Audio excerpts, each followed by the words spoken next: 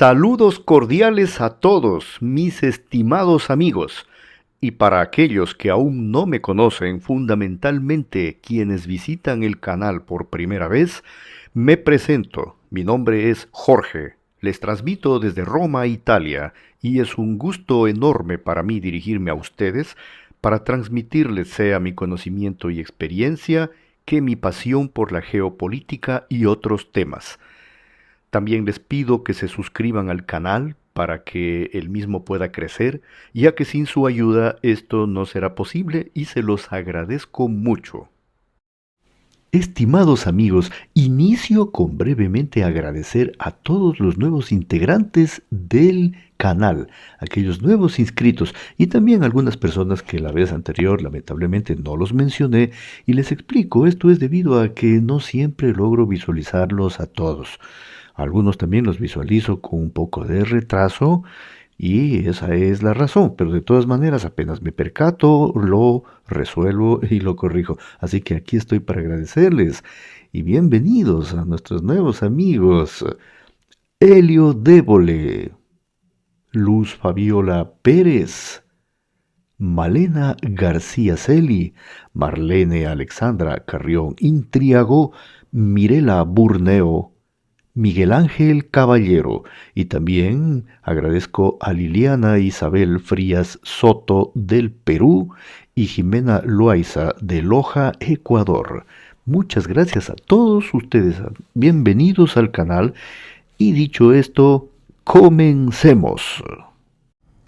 Estimados amigos, pues seguimos con el reportaje. Como les manifiesto, el día de hoy tenemos el asunto de los petroleros rusos, perseguidos y capturados por Estados Unidos, pues, y tenemos esta historia del Vela 1, que es un barco petrolero huido del Caribe, pues, ¿y qué ha sucedido? Pues el petrolero 1 logró escapar de la persecución estadounidense en el mar Caribe, inquietando a los Estados Unidos. Pasaron pues más de 2 semanas desde el intento de detención, cuando la tripulación pintó una bandera rusa y evitó ser interceptada.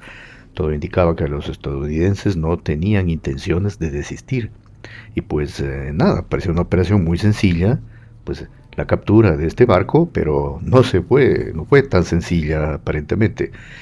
Y cronológicamente veamos qué es lo que sucedió. Pues bueno, tras el incidente con la Marina de Estados Unidos, el buque cambió su nombre a Marinera y pasó a registrarse bajo bandera rusa. Antes de ello, el petrolero navegaba bajo bandera de Panamá o de Guyana. A comienzos de 2026, el buque se desplazaba en dirección noreste con el transpondedor apagado, lo que daba la impresión de que la persecución había terminado. Sin embargo, el 2 de enero, desde la base aérea de Rota, en España, despegó un avión estadounidense de patrulla antisubmarina P-8A de la Marina de Estados Unidos hacia una zona al oeste de las Islas Azores. Precisamente por allí navegaba el petrolero ruso. El 3 de enero, Marinera, ya había cambiado de nombre, fue detectado aún más al norte y otro P-8A voló hacia su zona ya desde el territorio del Reino Unido. Al mismo tiempo, desde la base aérea de la isla de Sicilia, en Italia, otros 2 aviones de este tipo se trasladaron al Reino Unido. El punto culminante de esta atención se produjo cuando en una zona al suroeste de las Islas Feroe operaban simultáneamente 3 P-8A, 2 que despegaron también del Reino Unido y uno desde la base aérea de Keflavik en Islandia. Un interés tan intenso de la Marina de Estados Unidos por un solo petrolero resultaba y resulta muy sospechoso. El mando estadounidense incluso reforzó el componente aéreo para una vigilancia casi continua del buque ruso, a pesar de la nota diplomática del Ministerio de Asuntos Exteriores de Rusia exigiendo el cese de la persecución. ¿Y por qué los estadounidenses hacían y hacen esto? Todavía no está claro. Sin embargo, la semana pasada se trasladaron al Reino Unido 3 aviones de apoyo aéreo AC-130J, varios convertiplanos CV-22B, así como helicópteros MH-47G del Regimiento de Aviación de Operaciones Especiales número 160. Este regimiento participó también recientemente, debemos decirlo, en la operación de captura de Nicolás Maduro. Entonces es un regimiento que ya está veteado, si podemos decir así, últimamente en operaciones en ese teatro. Por supuesto, pues podría tratarse de algún ejercicio, hubiese podido tratarse, pero no es así, pues no se ha oficializado ningún tipo de ejercicio, ¿no? Entonces era una maniobra oficial de este grupo. La guerra contra la llamada, entre comillas, flota entre la sombra o flota de la sombra rusa está en pleno desarrollo. Recientemente, un petrolero fue capturado en el Golfo de Finlandia por fuerzas especiales de las Fuerzas Armadas de Finlandia, recordémoslo. Y ahora Marinera, que primeramente se llamaba Vela 1 o Bella 1, se aproximaba a las aguas bastante peligrosas entre Islandia y el Reino Unido y Noruega, ese triángulo ahí, donde abundan buques y unidades hostiles para ellos. Quiero decir, en estas circunstancias, el marcado interés de las Fuerzas Armadas de Estados Unidos por este petrolero puede no ser casual. RT, el canal ruso, publicó imágenes de la persecución del petrolero ruso Marinera, que hasta hace poco navegaba con el nombre de Vela 1, inicialmente, como les dije, en el Atlántico Norte. Al parecer, la persecución por parte de Estados Unidos la llevaba a cabo un patrullero oceánico de largo alcance de la Guardia Costera estadounidense de la clase Legend, uno de los buques más grandes de su flota. En aquellos momentos, el barco continuaba su rumbo hacia el norte, escoltado por un avión de reconocimiento británico RC-135W Rivet Point. Se estima pues que el petrolero podría haber entrado en el mar Báltico, donde ya habría sido recibido y escoltado por la flota rusa, al menos que las fuerzas estadounidenses o británicas no hubiesen logrado abordarlo antes, de tal manera que se desencadenó una desesperada lucha a ver quién llega primero, en otras palabras. Rusia envió efectivamente un submarino y otras unidades de la Marina de Guerra al Atlántico Norte para proteger al petrolero Marinera de una posible captura por parte de las fuerzas estadounidenses. Esto lo había afirmado The Wall Street Journal. La razón oficial de la persecución del petrolero era el intento de, entre comillas, frenar la actividad de la flota de buques que, según la versión estadounidense, transportan petróleo ilegal por todo el mundo, incluido crudo del mercado negro vendido por Rusia. El petrolero, que no se rendía, y aquí viene lo interesante, y que anteriormente se conocía, repito, por tercera o cuarta vez, como Bella 1, llevaba ya 17 días eludiendo la persecución de la Guardia Costera de Estados Unidos, recorriendo en ese tiempo el trayecto desde la costa de Venezuela hasta el Atlántico Norte. Según información del Wall Street Journal, el Marinera se encontraba unos 300 millas al sur de Islandia y se dirigía hacia el Mar del Norte, cuando se dio finalmente la conclusiva interceptación y captura, como digo, luego de 17 días de cacería, estilo al gato y el ratón, en los cuales la petrolera consiguió escapar y eludir a sus persecutores. Y se informa que un MH-6 estadounidense con un grupo de operaciones especiales intentó desembarcar un equipo de asalto en el petrolero Marinera, bueno, como se le quiera llamar, Marinara. Se presume que la aeronave podría haber pertenecido al Regimiento de Aviación de Operaciones Especiales de Estados Unidos número 160. Les había comentado que pues había participado en el secuestro de Maduro. La operación de captura del petrolero Marinera desde el aire contó con el apoyo de un avión cisterna Boeing KC-135T Straton Tanker, un avión de patrulla Boeing P-8A, de todos tantos que despegaron desde Italia, desde España, desde Reino Unido, de todo lado, pues bueno, siempre de la Fuerza Aérea de los Estados Unidos, y un Boeing Poseidon MRA-1 británico. Además, en la zona operaba y opera toda una cadena de aviones estadounidenses de misiones especiales Pilatus U-28A Draco. Hace un tiempo, aquí viene un detalle que les quiero citar, amigos queridos. Hace un tiempo el petrolero perseguido Marinera realizó, previo al desenlace final de que fue capturado, realizó una maniobra brusca hacia el sur. Por eso es que esta persecución se ha hecho tan interesante, porque no es que tuvo una línea recta, estable, en modo de, como generalmente hace cualquier petrolero o cualquier barco mercante.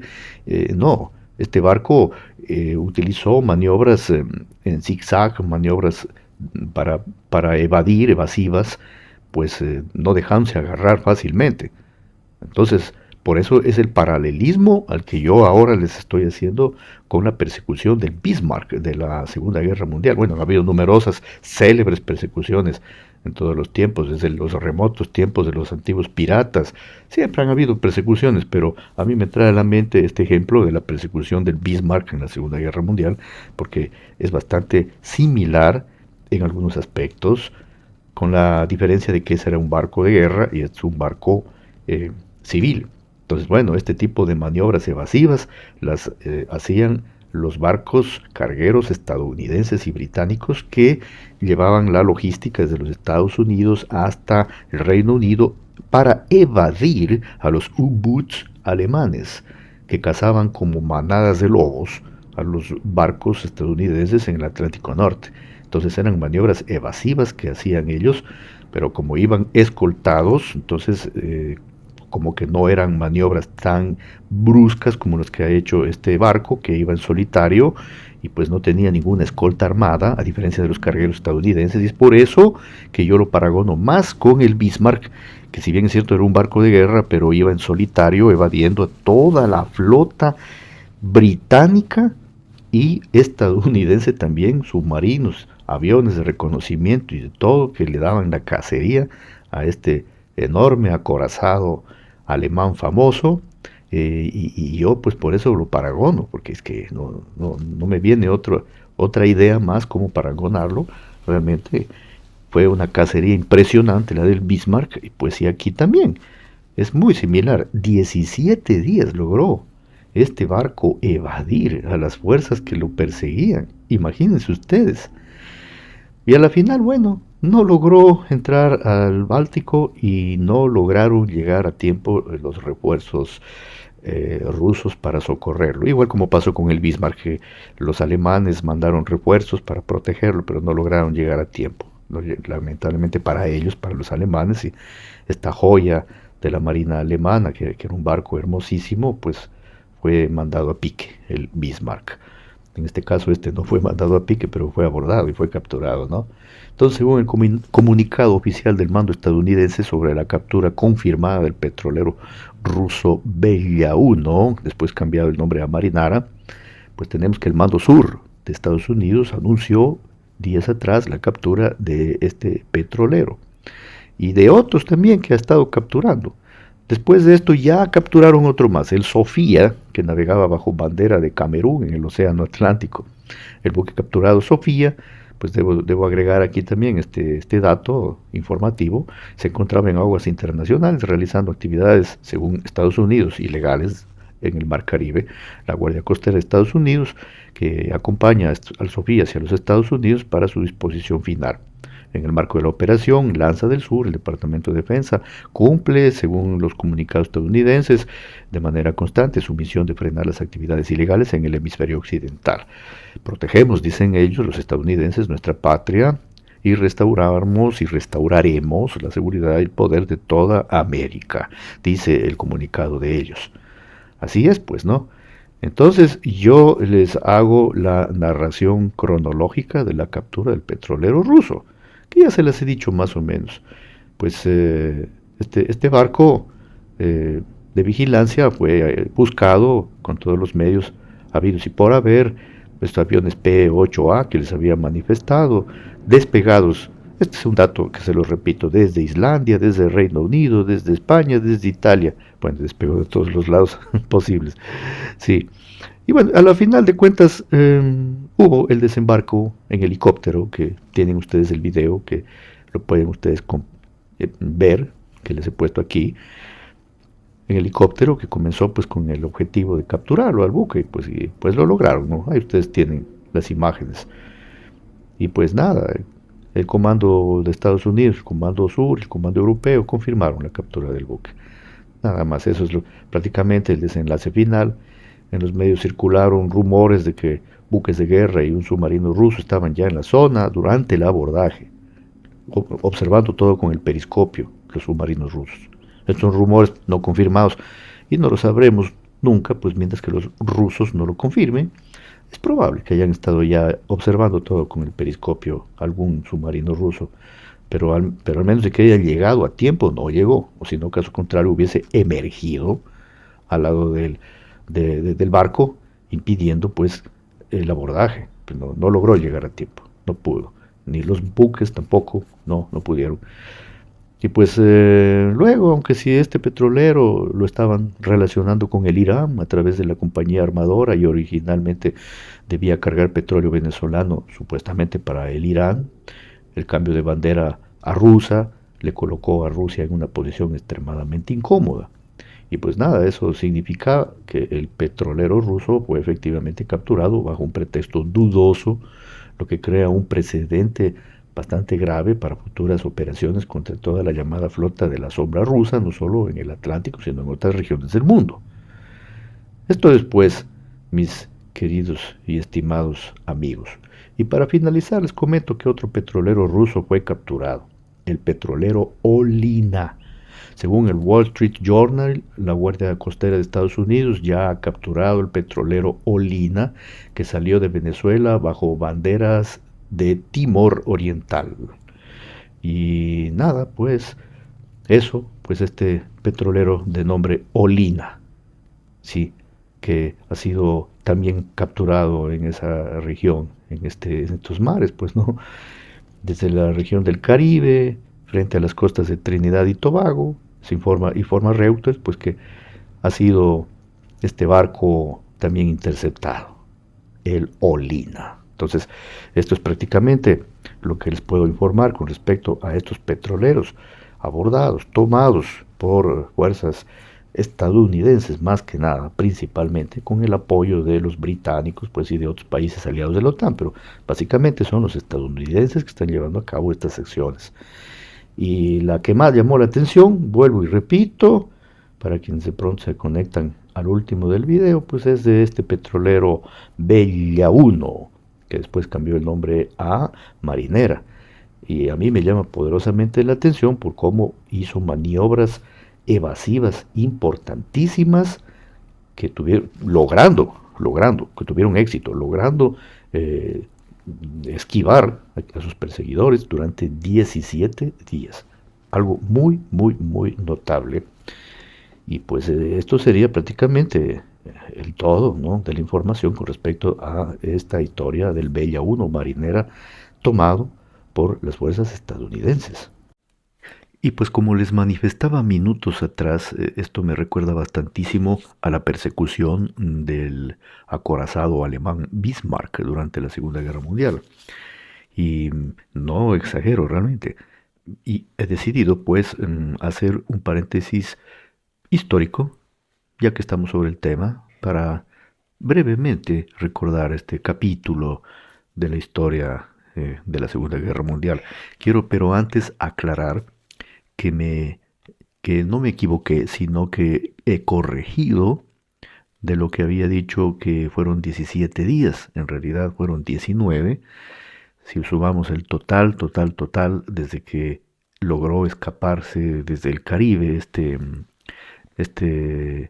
petrolero del cual les he estado hablando hasta el momento, ¿no? Este Bella 1, después bautizado como Marinera.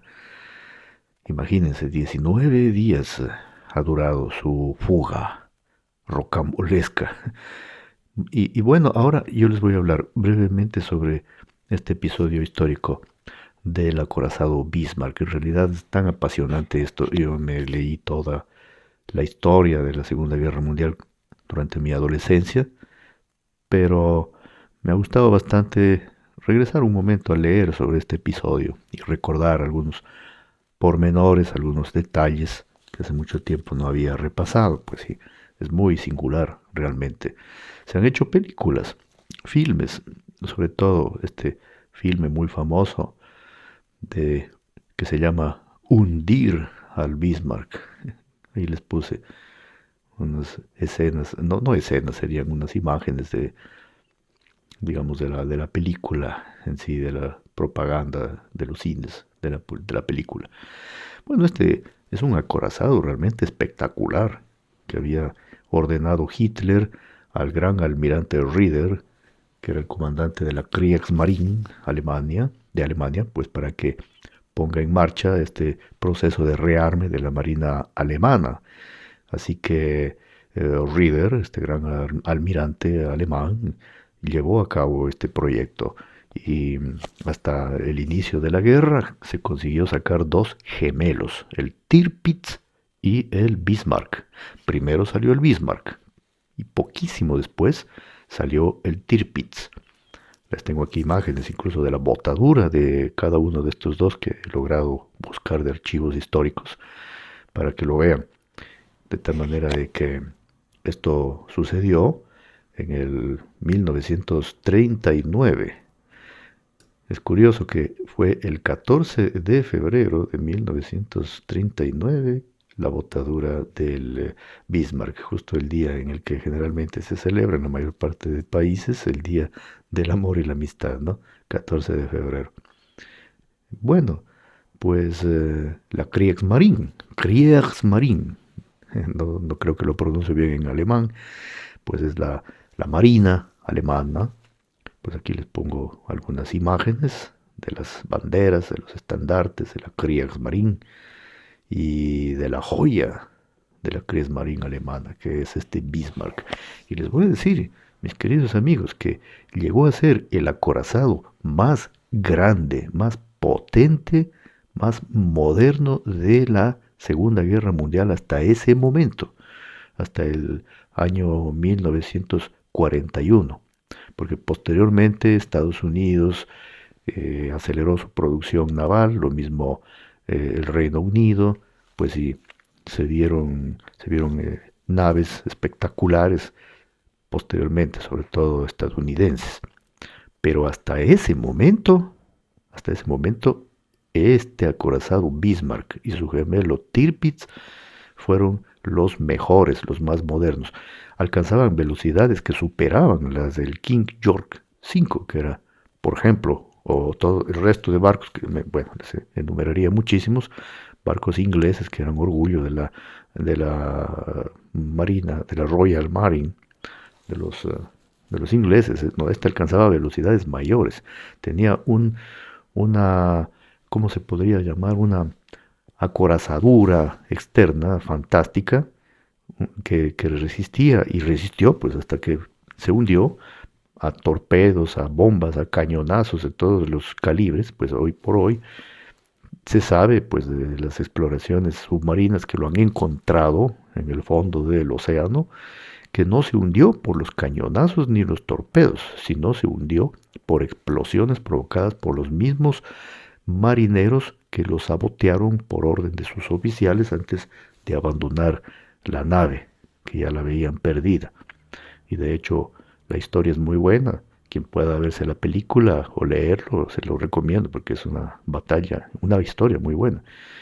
Y probablemente podía haber escapado si no fuese porque en la persecución un torpedo de un avión le alcanzó en uno de sus timones. Entonces esto le impidió maniobrabilidad. Entonces el barco quedó dando círculos gigantescos, no podía maniobrar bien y no le quedó más remedio que simplemente enfrentar a quienes lo perseguían.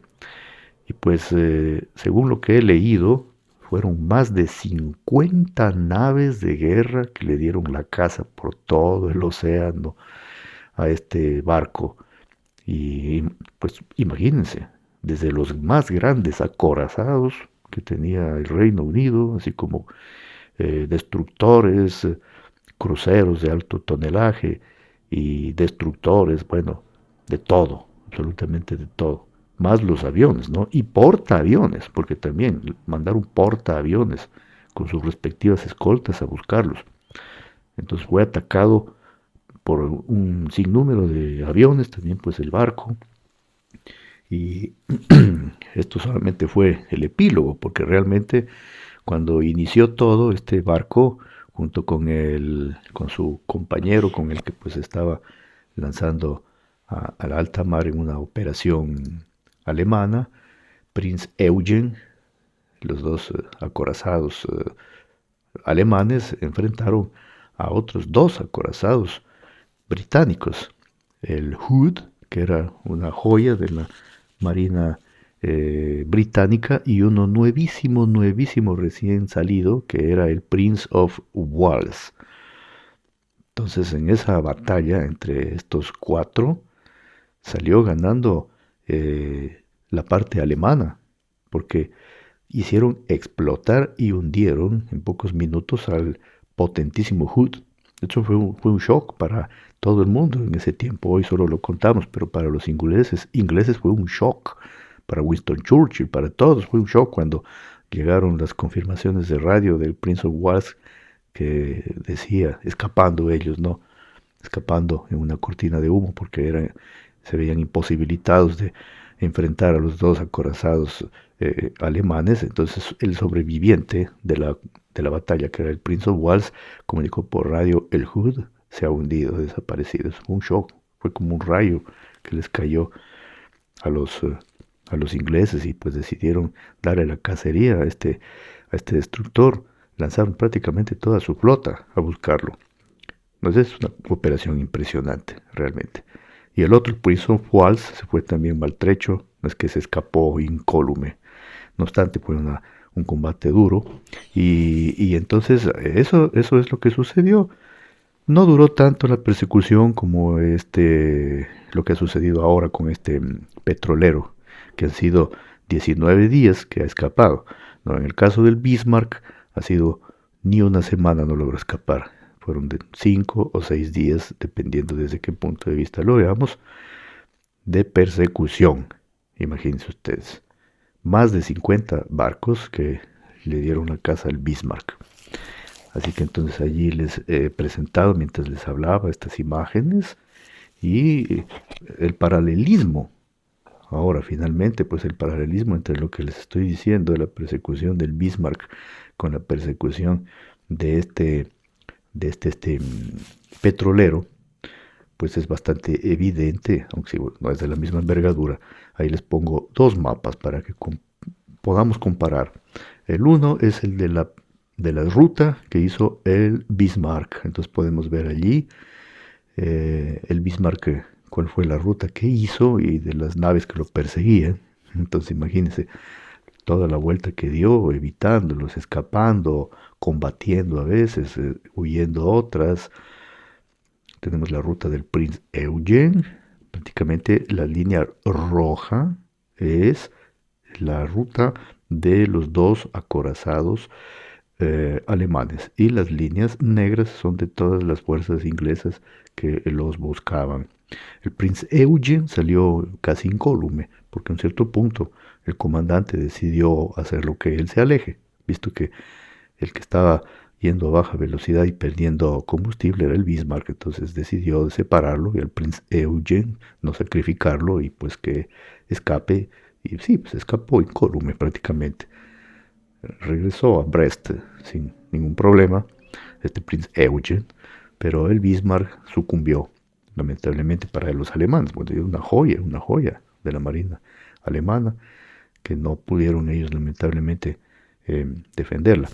Hay que siempre señalar que cuando se habla de los nazis, yo he leído muchos libros, pues, y realmente la marina alemana estuvo siempre muy, muy lejos de todas las contiendas políticas, por la misma estructura misma de las marinas de todo el mundo, que son muy apolíticas.